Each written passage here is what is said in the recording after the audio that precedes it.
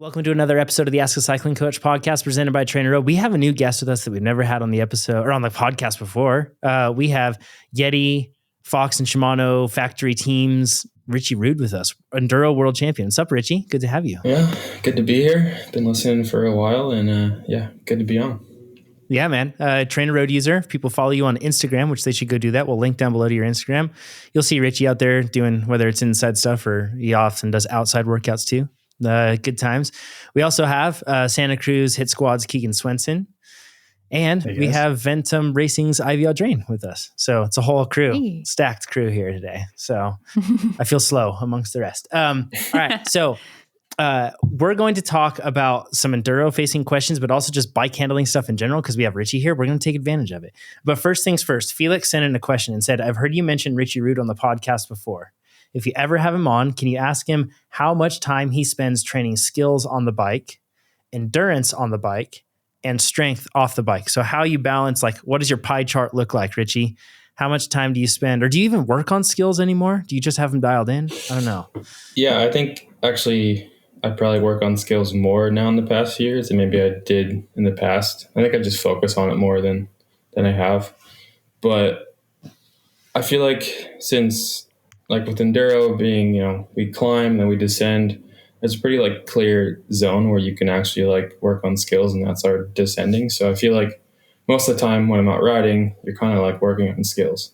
So like, I think all you got to do is kind of like take a step back and like really think and kind of pay attention when you're descending, and I guess work on your positioning and kind of like how you feel on the bike. So you can kind of get a lot of time in working on skills, just kind of like riding in general. At least that's kind of how I feel about it.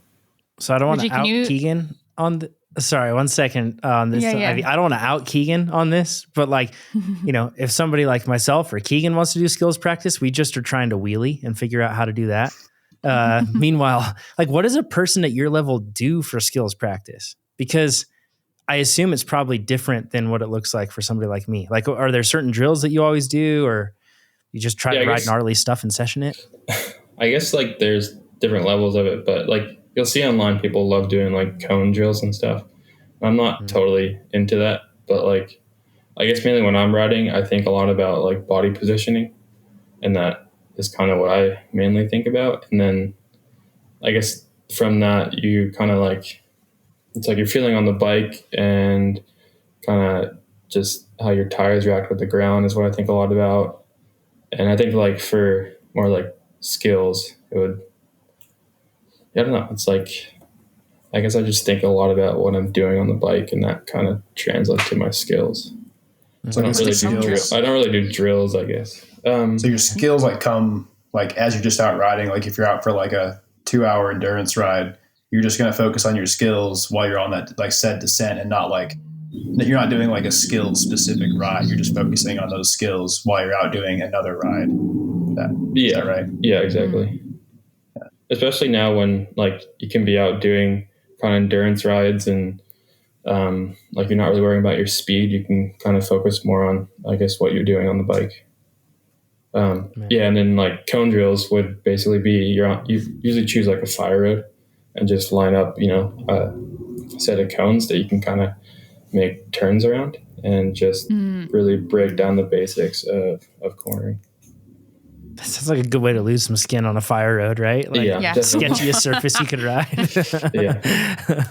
Is the point just to like find the limit basically, and like the limits of traction, and then work in that zone? Yeah, pretty much. Yeah, no, it makes sense. Can you explain enduro race format for listeners that aren't familiar with it? And also for me, because I don't really understand. I want to maybe try. So our format is basically like we have, like this past year, we had 5 to 7 like time sections during a race, and they're mostly downhill. And then we either have to ride or get maybe like a shuttle to each of them. Like usually we ride, and the race will be like about 5 hours, but say, 20 to 40 minutes of that is actual race time. So yeah, it can be like quite intense because like you're obviously have to go quite hard in the downhill bits because it's basically like a mini downhill race. But 5 to 7 times throughout the day. It's like, Wow. what's your pace like in those stages? I assume it depends on the length, like how long are the stages and how hard are you pushing? Yeah, it can be. It's always hard to like know how hard to pace, because that's I guess the biggest thing is like figuring out how to pace for yourself, because the stages could be 2 minutes or they could be like 20 minutes. So you're really got to have like a wide zone that you can work out of. Yeah, obviously the shorter they are, the more intense it'll be. And then I feel like the longer ones, you kind of work into more of a groove. But, they could also be, all descending, no pedaling, or they could be quite physical and have, like a couple 30-second climbs in them. Oh, I don't think I realized that it would be like 5 hours or more out there. Like that's a long time actually to Big be. day. Yeah. Yeah. Because people, I think, kind of put enduro in the category of like not a fitness category, right? And it seems like that's very wrong. Yeah, I mean, sometimes you can be waiting around a bit if they kind of set up the liaisons quite chill, or it just feels like you're always moving and you're only having like 5 to 10 minutes before the actual stage to kind of chill out and kind of regroup. Mm-hmm. So that, if we look back, like that 20 to 40 minutes, whatever the added up time from the stages, that's full gas, whether it's, descending and you're not pedaling or whether you're pedaling, that's like full gas effort. So like, imagine going out and doing a 5-hour ride and 20 to 40 minutes of that. If you add all that up with like VO2 and anaerobic style efforts for 20 to 40 minutes while doing a 5-hour ride, that's, and then the physical demand of descending, like on those stages that are just minimal pedaling, mostly descending, those are still like physically demanding, right? Yeah. Yeah. It's like, no matter what, my heart rate's sitting from 160 to 180, kind of no matter what we're doing, really. And where do you max out with your heart rate? I think like mid 190s, I think. Whew. Sheesh. So when descent side of things, and by the way, Richie reviewed, I raced EWS North Star, the same stages that Richie did years ago. It's up on our YouTube channel. I'll link to that playlist down below. And I was pretty darn proud of myself, like without the flat tire, I think I probably would have finished like 6th, like age group in my category. I was pretty stoked. And then Richie reviewed the videos and you were very kind with this, but like I was, my lines are not your lines. We are not the same people, Richie. And the things that you saw on a course were pretty wild, but let's talk about the other aspects of the training. So with that 5-hour ride, that sort of thing, how much endurance work do you do? And actually maybe kind of to give people like an indication, like, because this isn't really about threshold as much. You're sort of racing, but what's your FTP like? And then what sort of training do you do on the bike for the endurance side? Yeah. Yeah. I think I guess I don't always get as much like endurance training in, just because being on the East, it's a bit colder. So I tend to do more like the TrainerRoad stuff sometimes during the early off season. But I mean, yeah, like basically going out for enduro rides, if you're doing like a 3 to 4 hour ride, you try and kind of chill on the climbs, and that's kind of can be like your endurance training, I guess. But yeah, I mean, I tried to do a 20-minute test today. So we had a bit of an FTP test, or the ramp test. I don't think my preparation was very good coming into it, but yeah, I was like around, I think I was around like 3:30 or something. Nice. But the old power to weight isn't quite there like some of you guys. I'd be cool to like quantify your VO2 max levels though. I want to use workout levels V2 IV, like the pre-production version that we have. Yeah. To look into. And if people want to see that, let us know down in the comments below. If you want to see like what sort of like VO2 or anaerobic abilities Richie like achieves with some of his race stuff. That could be pretty cool, because like that'd be interesting, right, Keegan, to see what. Yeah. That's quite high. Yeah. Yeah. I remember how high do progression levels go? It's like 100. Yeah, exactly.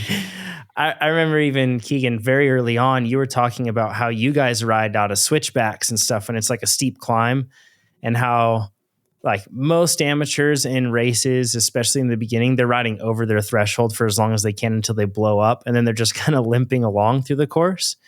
But looking at how you guys pace, if it's like a mountain bike single track climb and it's got a bunch of switchbacks in it, you guys are really good at like carrying momentum into those turns. But then you still surge out of them every single time. And then you like can maintain. Whereas a normal person, like they kind of easy pedal through a switchback and then they just kind of like continue to try to survive. But you guys like jam it on the way out of those things every time. It's like, it's very different, I guess, you know. Yeah. Is what I'm getting. Yeah. Especially depends on where you are in the group. You know, if you're in the front, then you can like create like a bad yo-yo effect for the guys behind if you punch it out of the switchbacks going uphill. So that forces them to have to like hit the brakes and then accelerate even harder than you are in the front. So it's like the same thing you can do like racing a crit or whatever. The same effect applies, and it's a good tactic. Do you ever just like maybe totally on accident and absolutely not on purpose, like hit brakes coming into a turn before you accelerate like that? Oh yeah. Brake hard, accelerate hard. Always. Nice. Yeah. Good times.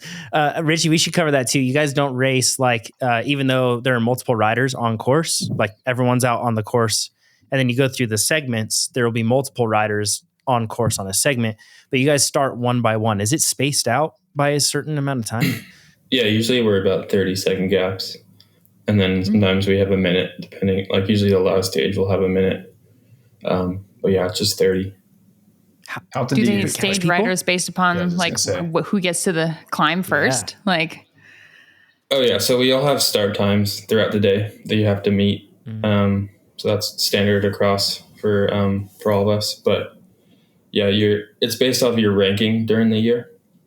And so we'll have like the top 30 men, top 20 women will be the last kind of two groups to go. So like if you're deeper in the rankings or not ranked, you might like be around people who you're a bit faster than or vice versa. And but yeah, like we're in our ranking, so usually, you know, we're not going to catch anybody unless like you're having a heater of a stage or you have problems. But yeah, people get caught from time to time, and it seems to be in like the women's field. There seems to be quite a bit of passing going on. Man, that's like as an amateur, we run into that because I don't think ours is as tightly controlled. At least when I did EWS North Star, and I remember coming up on people passing me in different spots, and it's pretty chaotic sometimes. Like there's like one good line to go through a section, you've got somebody hot on your heels, and you know it's kind of it's pretty stressful. So. On the strength side, Richie, I've seen you work with PerformX, I think training, I think is how you'd say it.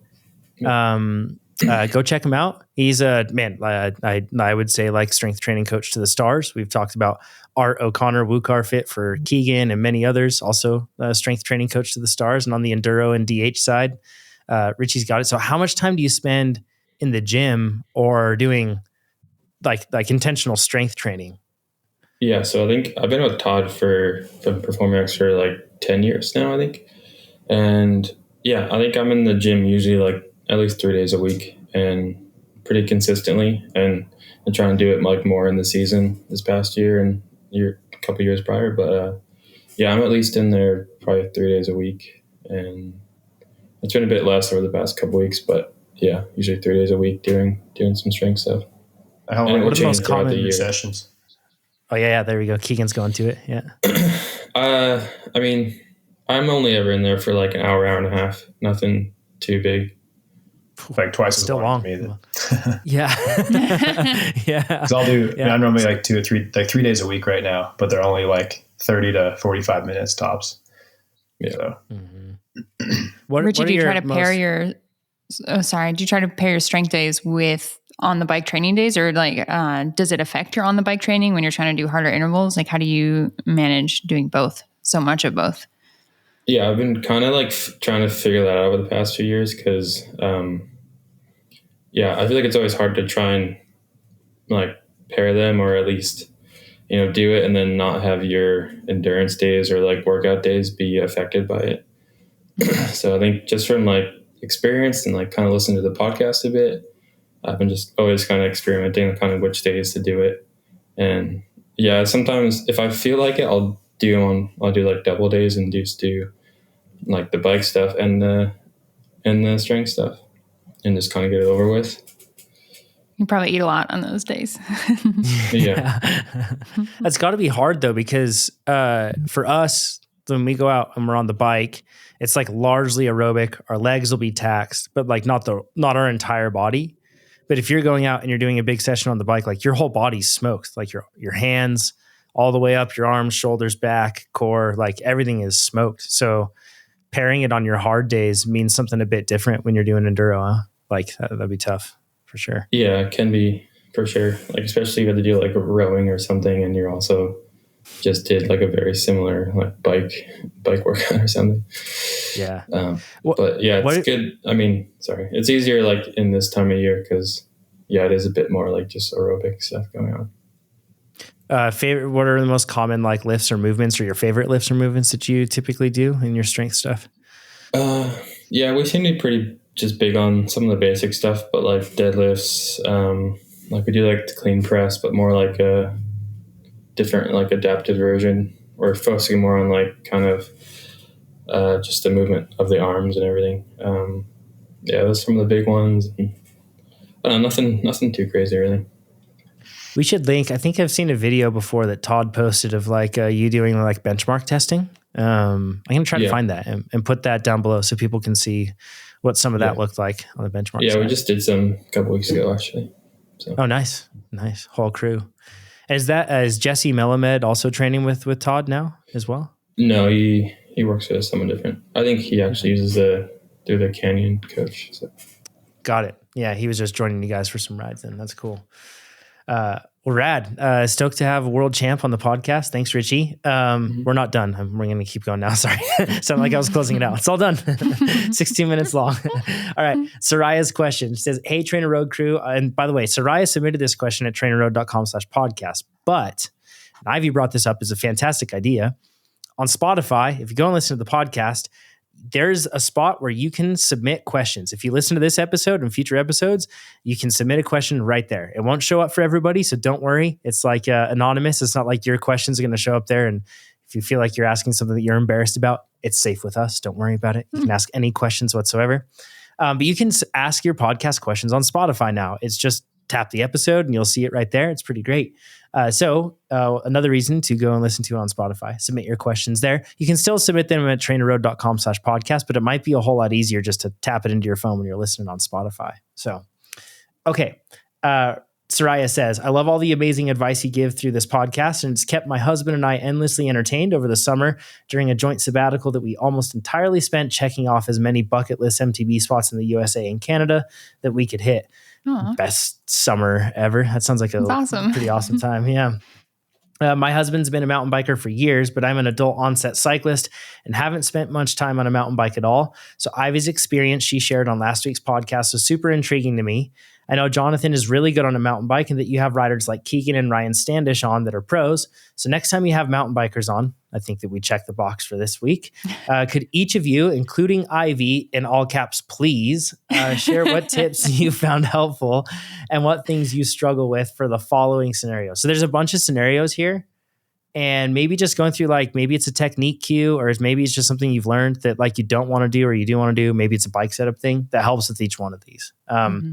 First one, Soraya mentions that she hates these, is uphill rock gardens. Anything that helps with that?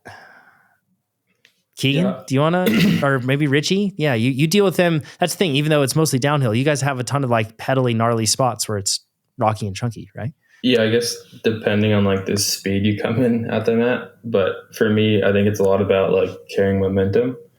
If you were on something a bit quicker, and then I guess like looking at it and finding, I guess, like the smoothest line you could take, and then going along with that, I think like if it's a bit slower, just again like finding the line that probably has like the most grip and that you could kind of flow a bit better to kind of maintain a little bit of speed or just like keep traction when you're pedaling. That'd be my couple of tips. Nice. Yeah, I think to go on with what Richie said, I think obviously first like to find the most efficient, like kind of smoothest line. I think that makes it can be like a little bit easier. Sometimes, people go into like a technical little rocky climb or whatever it may be, and their cadence is super high. And I think sometimes a bit of a slightly lower cadence is helpful when you're going over technical climbs. I think the higher cadence causes you to bounce a little and lose traction. And you also might like strike your pedal on something that you don't see, whereas a slower cadence, you have a little more control, and you can either like lean the bike side to side to make sure you're not going to like tag a pedal. I also think one thing I found that helps a lot is dropping. If you have a dropper post, to drop it just a little bit, not all the way, but if you can drop it like an inch or so, just to like lower your center of gravity, may make it easier to like move. Like if you're standing up, you can then move the bike around a little bit easier. I think those are my tips. I maybe go like one gear higher than you think you might need. And yeah, I mean, ideally you have momentum and you kind of boost up it, but if you don't, then you want to try and track your way up it and just have nice, smooth round pedal strokes. And not do anything too bouncy. Yeah. I know what's helped me feel more confident doing uphill tricky stuff like this is remembering or focusing on the way that our position needs to move front to back when we're climbing up stuff like this. Because I think when I first started riding mountain bikes, I would think like, okay, I'm in a climbing position. I get to just be in a climbing position. And when you start, leveling up and riding up things where you need to deliberately like pick your front wheel up, to remember like, whoops, that means now I have to shift my weight and make sure that we can get the back up easily too. So just like working on the weight distribution of front to back will helped me make those rock garden or uphill technical things feel more manageable. I feel like it's a better way to get traction where you need it and make sure you're riding over stuff more smoothly than if you were just to be seated on the bike and just try to power up stuff, which is absolutely what I tried to do when I was first riding. Boom, smash, and body gets tossed all over, lose traction, momentum's gone. I feel like the two things that have helped me, this actually comes from the videos that, so again, go down and watch those, but that Richie and did with me. But I spent a lot of my years on a mountain bike trying to avoid rocks. And in some situations, actually like riding over the rocks is what you want to do. Instead of trying to dodge them and take this really circuitous, tricky like route, trying to dodge rocks. Sometimes it makes more sense to pick up over a rock or even ride on a rock or lift off of a rock and kind of jump and clear over stuff. And sometimes that's the smoother line. And it kind of helps to see the matrix when you quit just looking for where the rocks aren't, but also look at where the rocks are and view that as a possible line. And then the other thing is a pedal stroke isn't game over, or pedal strike, forgive me, is not game over. It's like sometimes you hit your pedal, but that doesn't mean that you have to stop. Like you can keep pedaling. And in fact, even in some cases, I've seen like really good technical riders, like they'll pedal strike something and it's kind of cool to watch. They almost use it as like a push off platform almost. Like they're like, well, if my weight's down on this pedal right now and it's on the ground, like I'm going to keep pushing, and it kind of can help push them forward. Act like a little bit of a boost or a kickstand, so to speak, while they go through it. But yeah, rocks can be your avenue to moving through something. When you're really trying to dodge them, they can actually be the biggest thing that can help you. This one's really vague, downhill rock gardens, because man, they change. For footage, I want to compare side by side, like Richie going through some of these rock gardens, and rock gardens never look gnarly on camera compared to what they are in real life, but I thought I was going real fast, and I was not even going half the speed, literally like half the speed through these sections. So Richie, do you have any tips or cues that help you on downhill rock gardens? They're like principles that you follow? Yeah, I mean, I think once again, just picking the right line choice and I guess feeling confident with yourself. But just I guess a bit of body positioning and making sure that you're in a strong position to take on, I guess, any hits that come from whatever you're riding through. So like through the arms, through the legs, and strong like through the feet, just like, because like when you're going through a rock garden, you might get tossed side to side, but at least if you're in like a strong position, you're ready to kind of take any of those hits. How would you describe a strong position? Like where's your body out on the bike and what does it look like? I guess like quite centered and like a little bit of bend in the elbows and the knees, and I guess that kind of like attack position, people say, like kind of hinge at the hips, and like a flatter back almost, and then your butt's like back but your chest low. That's one thing I noticed with you, Richie, like in sections where I would think that you would not want to have your chest low. At least like in my initial reaction of what my body would want to do, it would want to be leaning away from those huge rocks that I'm about to smash into. But it seems like you keep your chest and helmet low, like lower to the bars than perhaps most people would. Yeah, I think when you're in that kind of position, you can take hits, but you can kind of like push your bars like into the ground or the wheels into the ground if you need to. So you're not just like locked out in one spot. So you can kind of like go with the ground and pump and jump if you need to. Yeah, be like jumping on a trampoline with like straight legs and like never bending, like your body's just fully straight. Like you're going to feel like you're getting tossed around, throw a disc or something. So, yeah. Keegan, what about on the skinny tires, rock gardens? Is there anything that you keep in mind? Downhill ones? Man, I think, Richie hit it pretty well. I think the position, I think, is the most important thing. I think it's another thing. I think it's important to make sure your bike is in the proper setup to go down said rock garden. Make sure your suspension's open, droppers down, all these things that sometimes, like, if you're new to mountain biking, you don't think about. Like you might have just gotten a dropper post in your bike, and it's like something you're not really used to. It's like those are kind of some key basic things, before you drop in, make sure everything's set up the way it should be. I think, depending on the bike you're on, your lines can change a lot. Like Richie and I could go into the same rock garden and he's going to be able to take away like faster, gnarlier line or just jump the whole thing. Whereas like on a cross country bike, you might have to like pick your way down. And so like line choices, like very dependent on the bike you're on, the tires you're on, and the skills you have. It's kind of I don't know, you could talk about this question a lot because there's a lot of different ways you can pick your way down a rock garden. But I think body position and confidence is really always key. If you're scared of it, then you're just not ever going to be comfortable riding down it. So just to know that you can roll down it and trust your bike and your skills. Yeah, what about on a gravel bike? Just don't? Like, do you just not? On a gravel bike? Yeah. I mean, sometimes you do. Sometimes you take gravel bikes mountain biking. They're it's like riding a 90s mountain bike. It's fine, but it's just slow. Slow. Yeah. That's the best key. Go slow. Yeah. Sorry, Richie, I cut you off. Yeah, I said, I guess, disclaimer. I'm coming from riding a 170, 160 bike with downhill tires on it. So our views might be a little different. Yeah, for sure.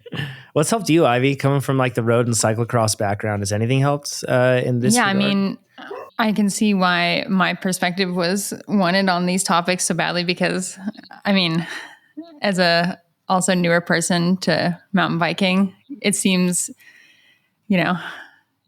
rock art, just ride, like just go fast, just ride it. And like,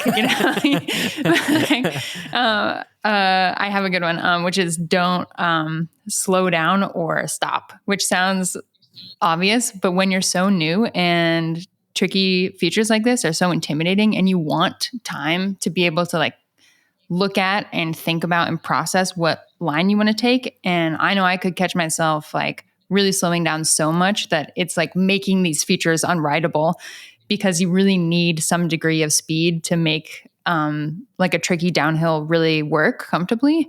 And so I would want to so badly slow down so that I could make the right line choice and look at everything so critically that I would in turn make it more difficult on myself by slowing down so much that it just like, it was preventing me from riding the feature the way I wanted to or smoothly because I was just trying to overthink everything. So, and like Richie's saying with confidence too, I feel like the more you ride stuff like this, the less time you need to look at something and really process how to ride it because you have that confidence of your experience to be like, not need to look at something as you're riding over it. I feel like the more confident I get, I can look at it, a few feet ahead and not have to still be thinking about it as I'm going over it, I like that. Yeah. Yeah. Like it's way harder to go over the bars when you have more speed. I know that sounds counterintuitive, but it's tougher to go over the bars. Like more speed does generally help. Like as long as you have the skills to back up going through something, but if you hesitate, I would just be stopping. And you go slow, yeah. If you hesitate and go slow, I feel like worse things happen. I guess one thing that Richie said that I think is, so there's two different rock gardens, and a rock garden by nature means the rocks are embedded, like they're growing out of the ground. They're solid. This isn't just like loose rock, right? So when it's smaller rocks, and by smaller, I mean like, I don't know, like milk jug or less size. When it's those sort of rocks and you're going through it, I feel like that line choice and staying light on your bike, which a lot of staying light on your bike is like that body position, like Richie said, that allows your bike to move underneath you. So then anytime your bike hits something that stops its momentum, if your body mirrors that momentum change, then you're just going to lose all your forward momentum. It goes into upper momentum. So like when you're loose and that allows, and separated from your bike, it allows you to roll through it. But when it's bigger rocks, like really big ones, something that Richie mentioned was about pushing your bike down into like the holes or the down slopes of these rocks or anything else like that. And I feel like that's really important. We just get afraid of the things that are sticking up at us. And when we do that, we miss all the opportunities to gain a little bit more speed and smoothness when we press down on the backside of those things, when we get the bike back down onto the ground. You practice this at like, I'm sure wherever you live has some sort of pump track. That's a great place to learn how to use your arms and legs to create like free speed without pedaling. Yeah. Because any bike you can do it on, gravel bike, mountain bike. It doesn't, ideally there's like not a lot of suspension, or you can lock it out. Otherwise it's a little bit difficult to generate that speed, but really great way to learn that technique. Yeah. And if you have, every big obstacle or every obstacle you go through, you just continually lose more and more momentum. If it gets more difficult toward the end, that's when more accidents can happen, is when you have less momentum like that. So speed can kind of help. All right, we'll roll through some of these quicker. Drops. What do you do on drops, Richie? I don't know if there's a size. I have nothing to say on this one. Pass.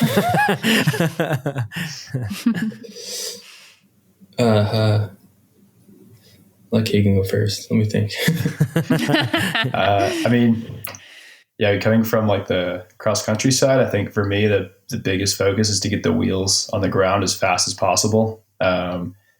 So like you want to go off in like that position that Richie was talking about, like really like over the front, really low to the bike, and your knees and your arms really bent. So when you go off the drop, you can push the bike down and get the bike down to the ground as quickly as you can, or at least as quickly as reasonably possible. If you have to clear something, or if there's rocks or whatever, you don't want to land on those. But I think like cross country bikes aren't like made to land on like flat terrain. So you want to be as like smooth as you can when you go off said drop. And you don't necessarily want to like, when you go off the drop, you don't want to like pull up, because then the bike will get everything all unweighted. So it's like, you kind of want to go off and like match the bike to the terrain you're landing on, I guess is the best way to put it. Which I imagine maybe similar for Richie, just bigger and faster, but, Yeah. Let me verbalize the fear that every new person has to drops that you guys probably don't remember, because you did your first drop when you were like 6 probably.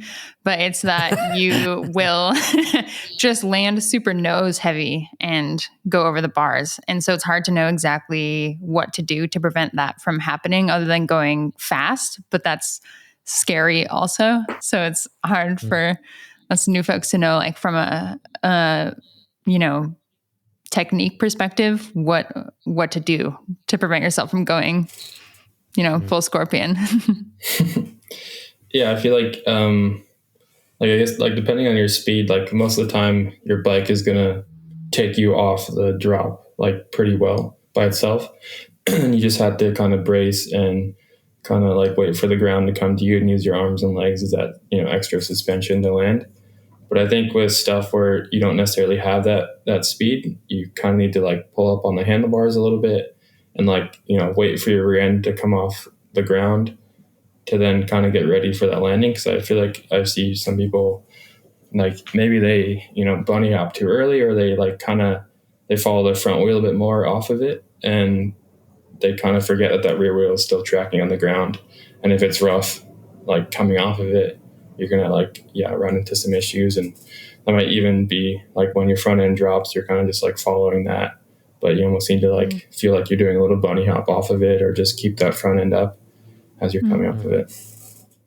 One thing I've found, again, like speed really, like a lack of speed on drops is like the best way to make it bad. And don't get me wrong, a ton of speed too is also bad. If you go way out into the flats or something. But one tip that I remember, it was a really good one from Lee McCormick. He gave us. It was when you look at a drop, to take the fear out of a drop, walk up to it and then let your bike go down that drop. Like walk next to it and let your front wheel drop off and see what happens. And in most cases, like your chain ring probably won't even hit. It might, but it probably won't even hit. And that's a good realization that like, oh, okay, I don't have to have too much fear about rolling off of this thing. And then another way that he did it too was to like put your arm down on the landing spot and then see like where the takeoff went as you travel up your arm. So let's say it's like shoulder high.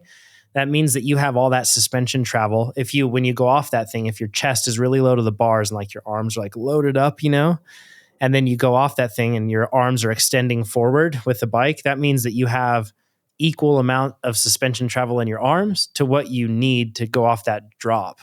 So it's kind of like a good way to get security around something that seems super scary, that like you're just going to drop the front end and go over end. It's like a nice way to kind of gain some confidence, those two things. But I don't have my only response to this one is speed, but that's kind of like the answer for me to everything. And it doesn't always work out. Just more speed makes everything better in life. So tight switchbacks. That's the next one.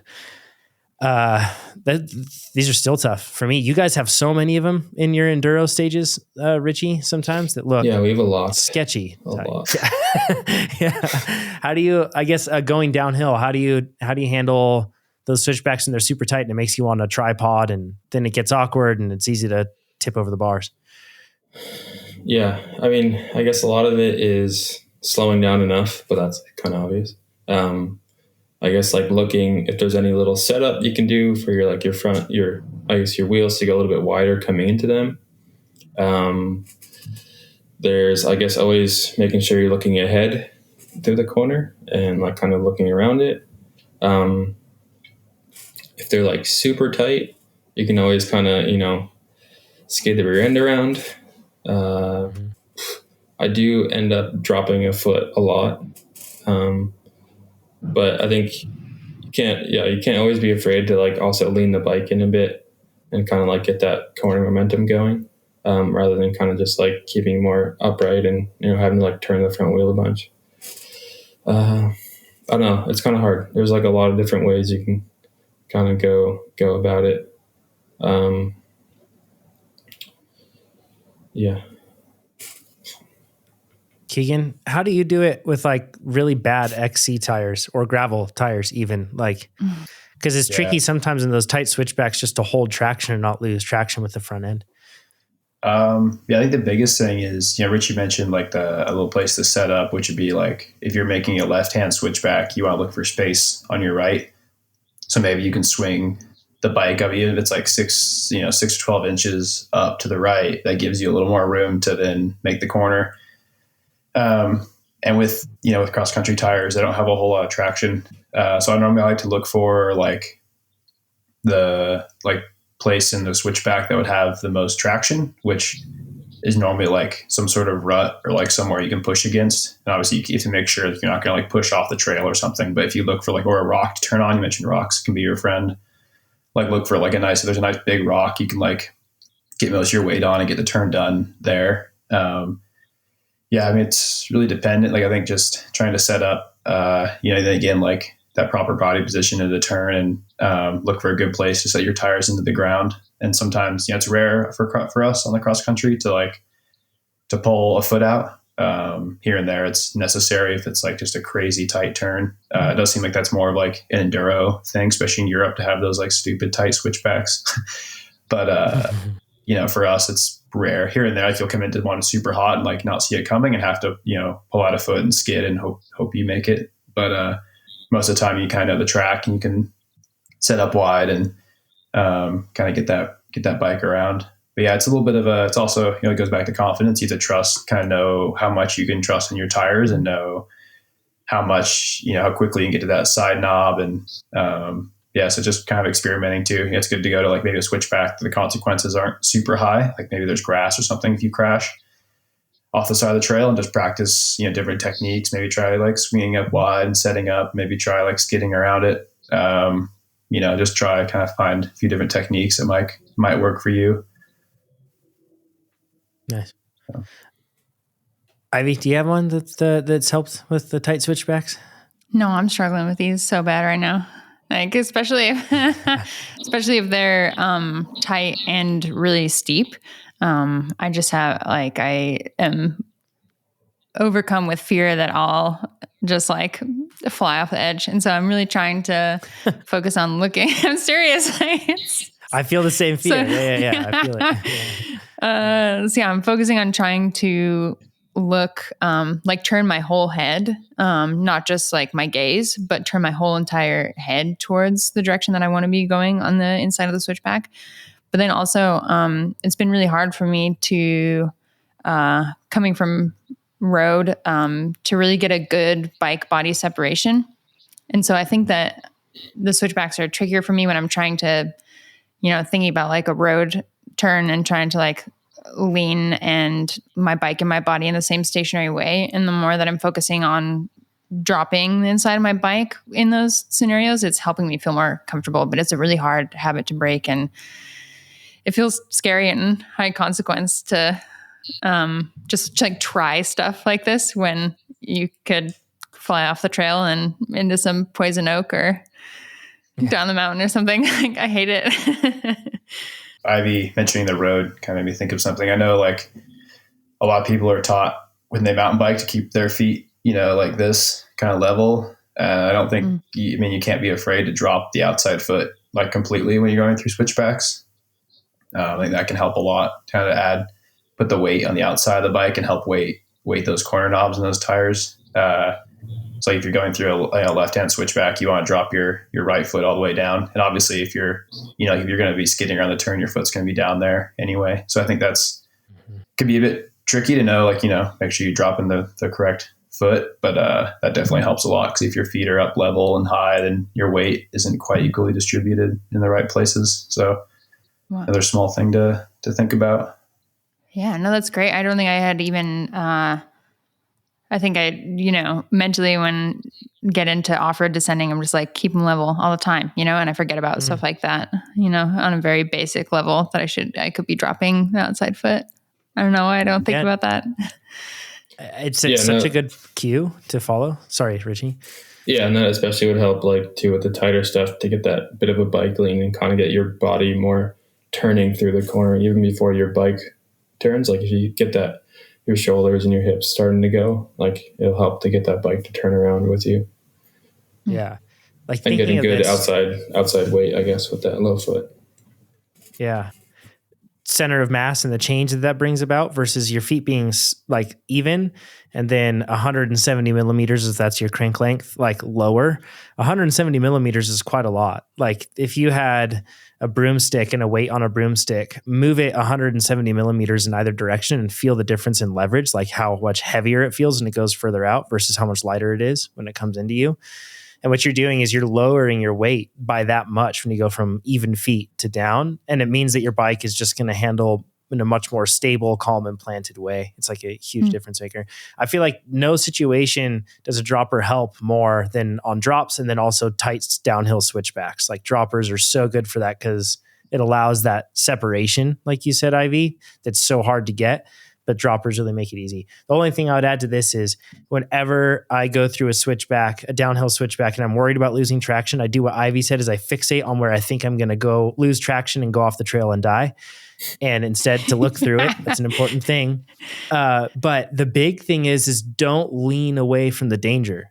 A lot of the time when you see people going through a tight switchback like that, a downhill one, their arms are straight because they're afraid of falling down and toward this thing that they see as an object of fear, right?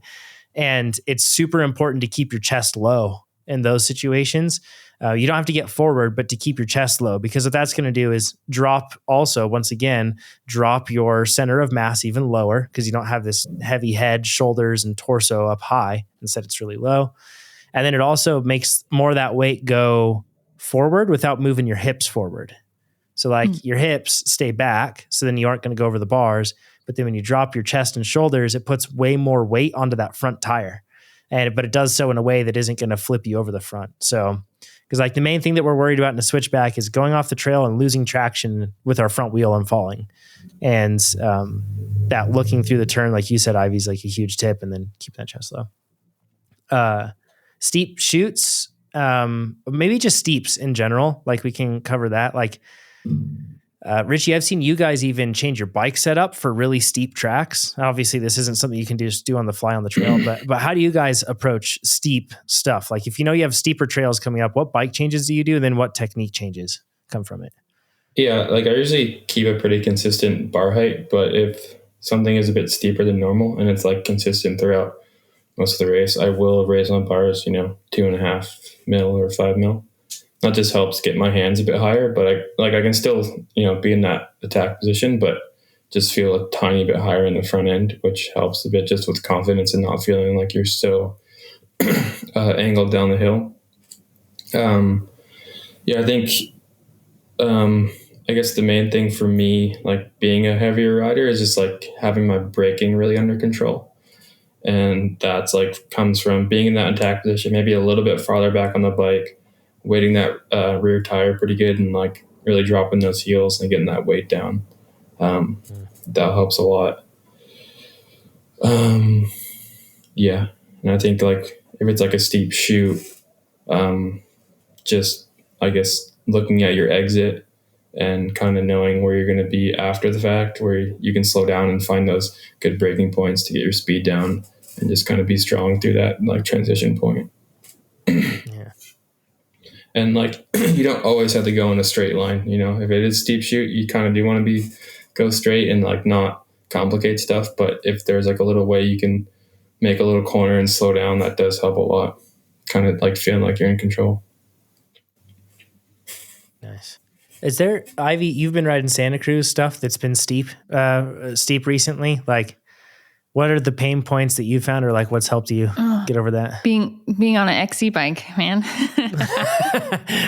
Yeah, now you got a trail bike, right? You got a high tower. Yeah, I did. So. Just picked up a high tower. But yeah, I just, it feels like when being on XC bike, I felt like in those really steep moments that it would be so easy for me for my weight to be forward and to just like go right over the bars. And so I was really over exaggerating and just like catching my butt on my rear tire just like all the time because I was trying so hard to not feel like my weight was anywhere near the front of the bike in that really steep stuff. I had to really kind of overcompensate on the XC bike, and I even put a shorter, like a tiny little Enduro stem on my XC bike to make it kind of feel better. But yeah, that helped me feel safer and like I could manage, feel more in control in those really steep scenarios when I just like really, really got my weight back. If it ever felt like I could go over the bars, just if your butt's over the tire, good job. You're doing good. Yeah. Keegan, do you have any tips for steeps? Yeah. I mean, I think like dropping your heels and getting back and looking where you're going to go. Cause if you're on a cross country bike with like race tires, there's really not a whole lot of traction. So it's kind of a fine line between like grabbing as much brake as you can without skidding. Because I'm skidding, you almost end up going faster. Like you just want that tire to like almost be like semi-locking up the whole way down, but not quite. And then obviously the front brake is the most powerful. So I kind of feel like if you're on, like Aspens, for example, you want to keep some weight on the front.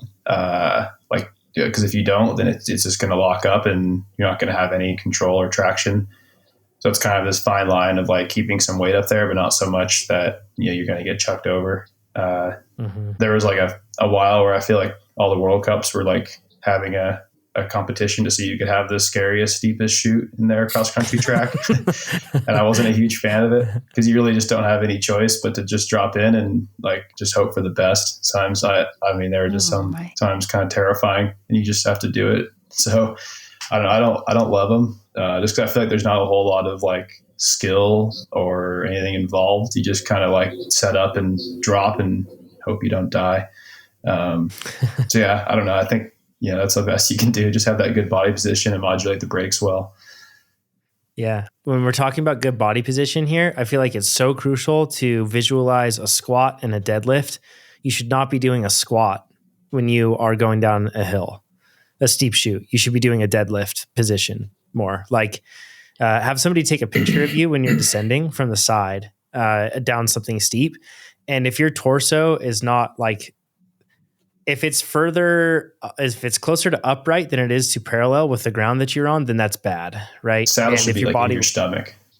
yes, and it shouldn't be. It shouldn't be that like your arms are straight, right? Like your chest is super low on those descents, and that's like what's going to help a lot. Because sometimes we think get back, and we like keep our shoulders again, shoulder and head up, and we go back, and it might give us some traction on the weight or on the rear tire, but in the end, it really just completely unweights the front, and then we lose control with the front, and that decides where the bike goes, and then that's how to really get out of control. Then you jumping off the back. You're hoping. Yeah, exactly. Okay. Yeah, take the wheel. Yeah. With ruts, I feel like one thing I've noticed for me, and I don't know if it's this way for you, Richie, but for me, if there are ruts in a descent, I use less front brake than I would if there are no ruts. Is that what you do, or am I doing something wrong? Yeah, I think for me, staying off that front brake a bit helps. And just if I'm on the brake, it's on the rear and letting the bike kind of track a bit straighter through them. Yeah, they're always tricky. Like I feel like you can hit a ton of ruts and still just be off balance and feel like your front end wants to knife in it. But yeah, I think just looking ahead and I guess being like active through it and make sure you're following it correctly and not trying to fight it. Like, it seems like sometimes I get it right and sometimes for some reason I'm just, going the opposite direction. Yeah. It's tricky because I felt like when I use my front brake, my tire wants to climb the walls of the rut. Yeah. Whereas if I don't ride my front brake as much, it'll ping pong its way like in the bottom, but that's better than trying to climb out of it. Because when it tries to climb it, then like it's really bad. Then I am going sideways and I do fall. Yeah. Have you noticed that, Keegan, as well? Yeah, I think I don't know. Whenever I see ruts, normally I try and just get in the rut, just commit to it, and then you just kind of want to be a passenger of the rut.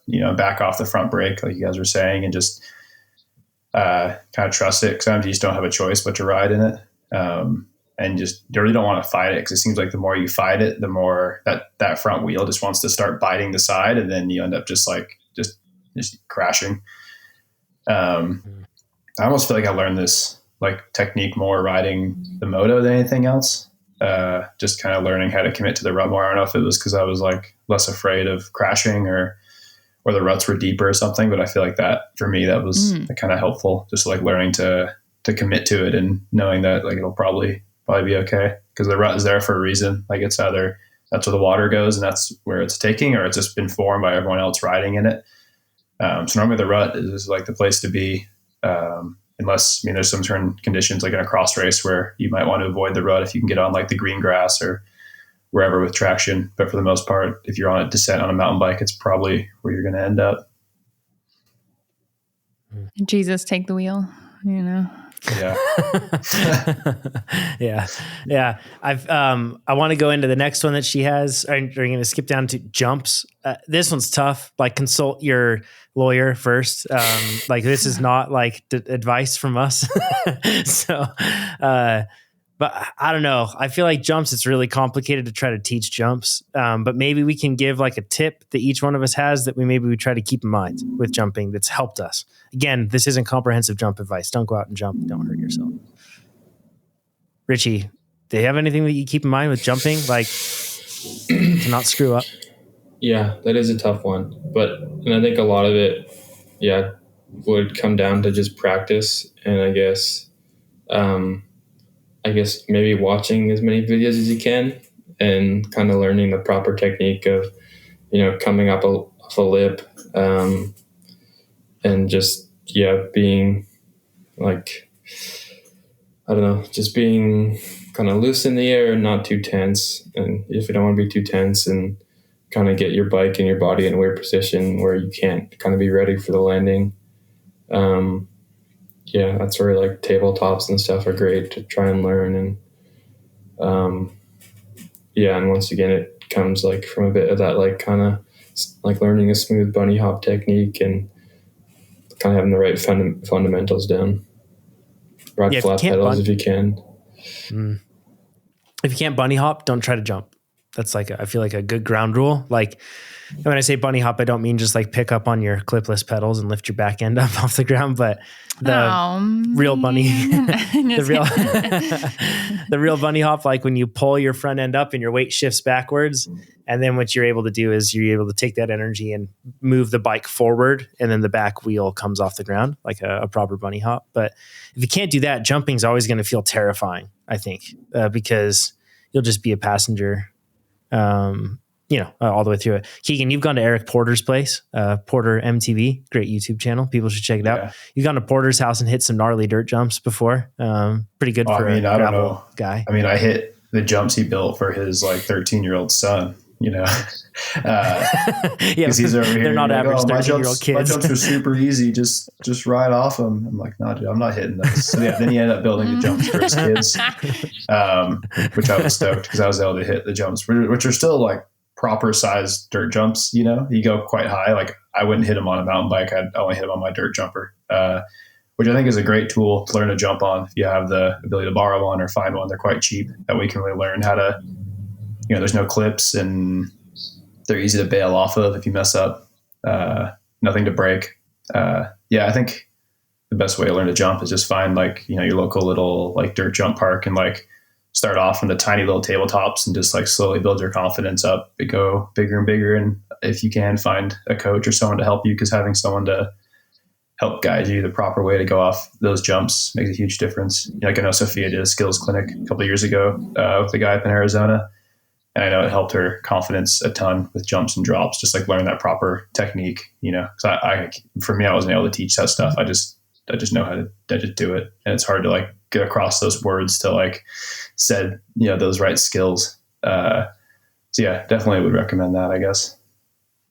Mm-hmm. Yeah. That'd be my advice too. I was only able to like clear my first little double this year because I had someone that was willing to like slow down and show me the mechanics, and then also lead me into it at a speed that they knew that I could manage in order to clear. And I think that was one of the most intimidating parts of jumping for me, even like small stuff.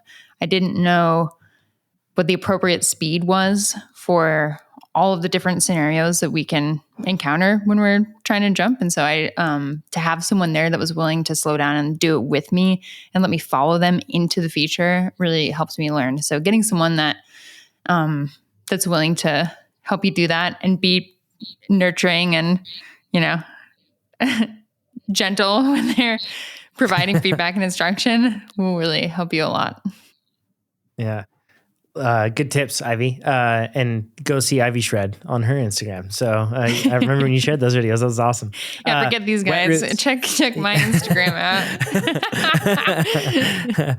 out. Last two are wet roots and mud. They kind of go hand in hand. And that's something they've phrased the Enduro World Series, the Enduro Wet Series multiple times, Richie, because I think you guys went like 2 or 3 years, I feel like, where almost every race was muddy.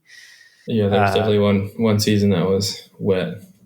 Yeah, that was rough. So what do you keep in mind when you're riding on wet roots, muddy conditions? Yeah, I think kind of the biggest thing for wet roots is just hitting them as square on as possible. And not like, I guess hit them as square on as possible. Once, like you said before, like having that, staying a bit light if you can, over them, and kind of hit the next patch of dirt.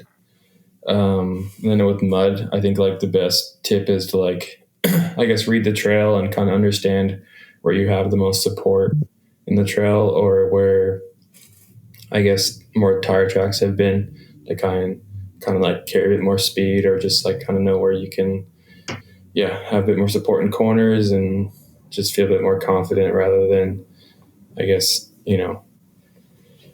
being a bit out of control maybe on different parts of the track. Yeah. I have 0 tips for wet route or mud. It never rains out here. When it does, you can't ride the trails, and I'm terrible at it. I'm like terrible. Yeah, it's sketchy.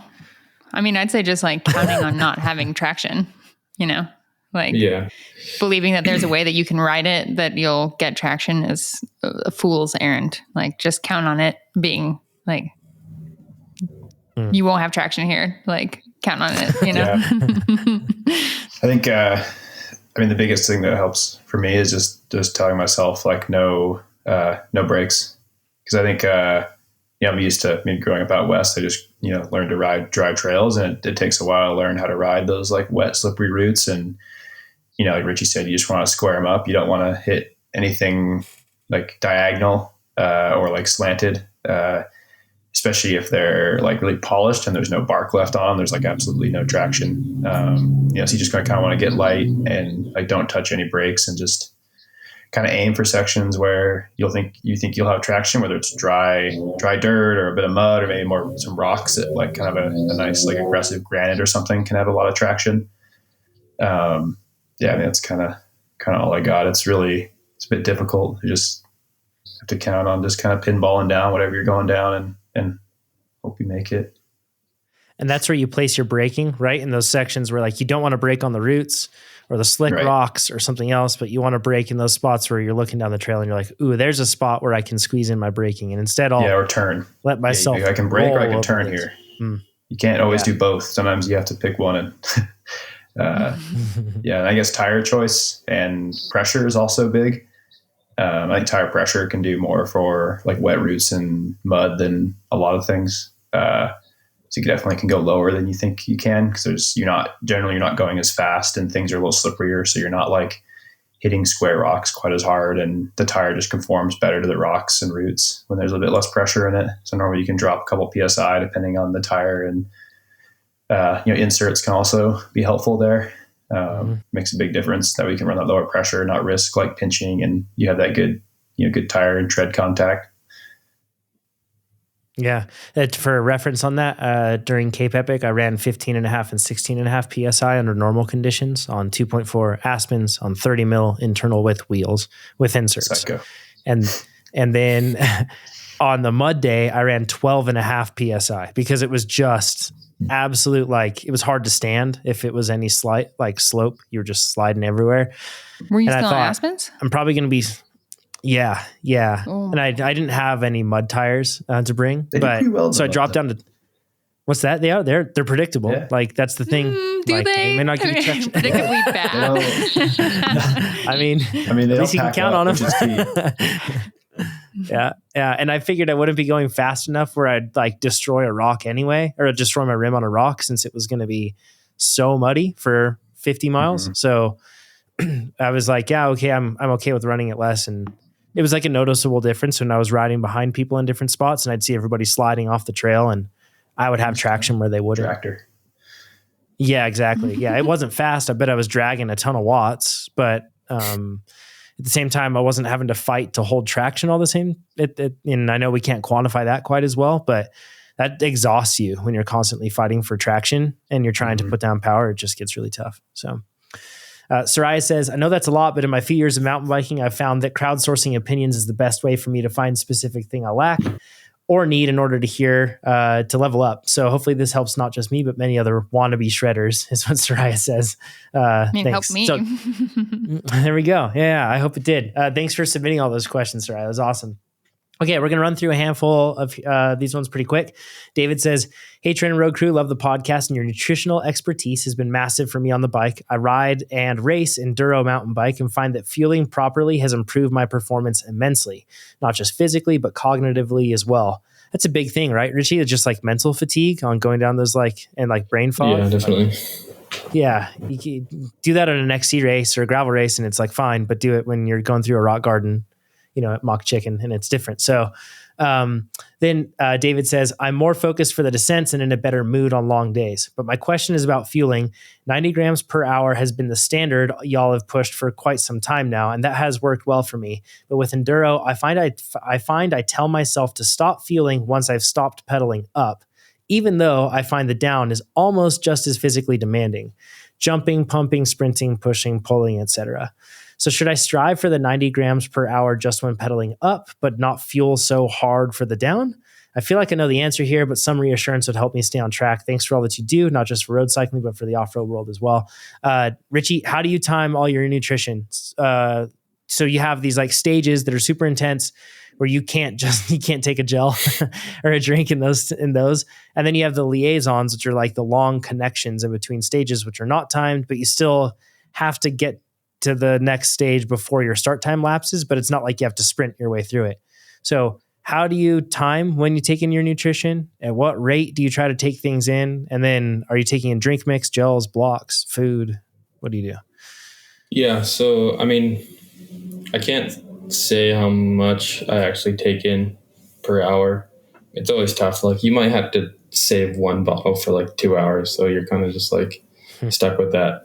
But I mean, I think like fueling properly, obviously when you're going up and you're pedaling, is pretty important, like you were saying. And then like on the down part, I think just, having a little bit of extra sugar prior to your stage or for your down bit, and then maybe just a little bit after, so you can kind of just, replenish that and then keep going is kind of like what I ended up doing. And yeah, I think just after listening to you guys a bunch and I've gone more of like the drink mix kind of gel route when things are a bit tighter turnaround, like stage wise. Like if it's an hour, I'm not going to want to eat. I don't really feel like eating solid food, so I'll just do some mix and maybe like a gel or half a gel before the stage, and then kind of continue that throughout the day. And then if it's a bit longer, I'll do some rice bars or something in between when you have a longer time to digest. But I feel like just understanding, I guess, how much he wants to fuel in between everything. And I mean, maybe a little bit extra sugar before he drops in. But if I feel like 90 grams an hour for what we do is probably plenty. It's not like we're riding super hard up. So, yeah, I would probably want to hit sugar right after. Like you said, that's a good tip, right? At the end of because you probably just like opened up the pipes for sugar in your body to like the size of like a sewer drain instead of a straw, right? Like it's like the amount of sugar you use with your brain and everything else firing on those descents and then sprinting the whole time. So that's a good tip, is to take it in afterward. That's cool. Yeah, because I feel like it's quite easy to like finish your stage and then just get on the bike and keep going and kind of forget about it. Yeah, and then once you get behind, then it's hard to get out of the hole. How do you carry the nutrition with you on the bike? Do you ever use a pack, or because your bike holds a bottle, but it doesn't? It's not like a Keegan Stigmata that's gonna like Keegan can put bottle cages everywhere on that thing. Yeah, and it's like 5 hours. Are they giving you snacks or? What? How's this work? Give you water refueling stations? Sorry, I have so many questions. I'm just realizing. Yeah. So I think we're supposed to be able to like take care of ourselves for 2 to 3 hours. Like you might have a window where you might not have like an actual stop, but I'm always on the lookout for kind of like a hose or some sort of like fountain when you're in Europe. But yeah, I have like one water bottle on me. I try to always avoid using a pack. That's just my preference.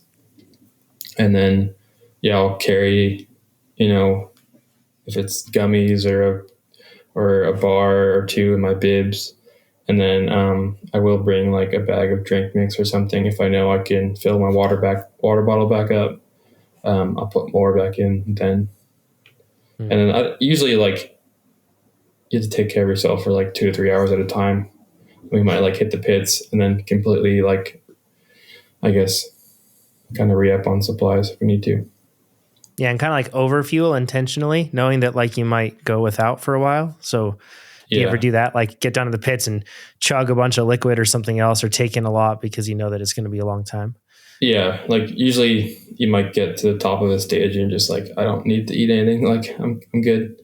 And but yeah, because sometimes you might go like an hour, half an hour past like your hydration, just because it's kind of we didn't quite know it was going to take an hour to get up or half an hour. Yeah. Keegan, have you done an enduro? Just one. Yeah. I bet you'd be good at it. It's a fun one. Ivy, you've never done enduro, right? I mean, you've done Grinduro. I'm going this year, though. Just a different kind. Yeah, nice. Which one are you going to do? I think I want to do the Ashland Enduro because it sounds, in terms of how enduros go, it sounds like one of the more manageable ones, mellower. I might get attacked for that, but that's just what I've heard. Yeah, so I might try that one. Ashland Trail Bros are upset that you called their trail. Yeah. I think there are some like really, really tricky, really gnarly trails there, but I don't think that the enduro goes on many of those. So should be fine. Yeah. What could go wrong? Yeah, exactly. Speaking of events, and Keegan, the next one says, next time you have Keegan on, can you run through how he trains differently for each of the Lifetime Grand Prix events and any tips he has for each one? Keegan, this could be a podcast in and of itself. Good. I hope to race in the Lifetime Grand Prix someday. So having tips from the champ would be huge. So how he trains differently for each of the Lifetime Grand Prix events. Maybe you just want to generalize this a bit, Keegan. Yeah, we can keep it pretty simple. Yeah, I mean, the first chunk of the Grand Prix is, quite, they're all quite long, I guess. I mean, Sea Otter is the one exception. But for me, like, there's more emphasis on Unbound and Leadville and whatnot. And so I guess, volume's pretty important for the first bit. And then, going into Sea Otter, do like a little tune up on the VO2 and that kind of those energy systems. Cause Sea Otter is quite like punchy and aggressive, and it has kind of like a classic. It's just, it races like an XCO, but it's, 4 hours long or whatever. So you have to have a good endurance motor, but also have that intensity, and be ready to go really hard for quite a while.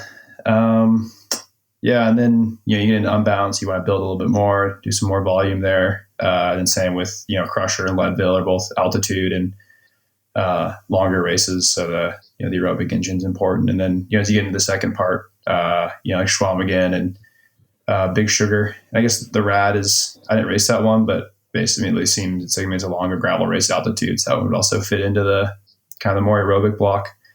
Going into Schwalm, that one's probably the shortest and most intense one we have. So that one takes the most, kind of most prep on the VO2 side.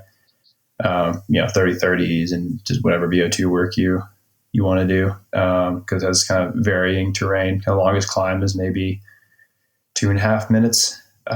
So it's pretty full gas. My training doesn't change like super drastically throughout the year. We kind of have a big plan in mind going in, and I'm not like it doesn't change based off, this race is this, we're going to change up a bunch. You just got to tune up whatever energy system you're going to be using the most at that event. It doesn't seem like you, because Schwalm is shorter and more punchy, it doesn't seem like you completely shift your training toward that. Like you also pick and choose which races matter the most, right? Right. Like you have to kind of pick and choose which ones. I mean, you can't be peaked all season. And for me, like Schwalm, I had the series more or less locked up. So I fully trained through Schwalm going into, Gravel Worlds this year. So Schwalm for me, I was like still building through it. So just I had what I had at that one. That's another good point. You're not going to you might have other goals in the season, so you can't you're not going to be peaked for every event. So you kind of have to pick your battles out there. Yeah, it's a fool's errand. I'm trying to peak for 11 races in the year, whatever it is.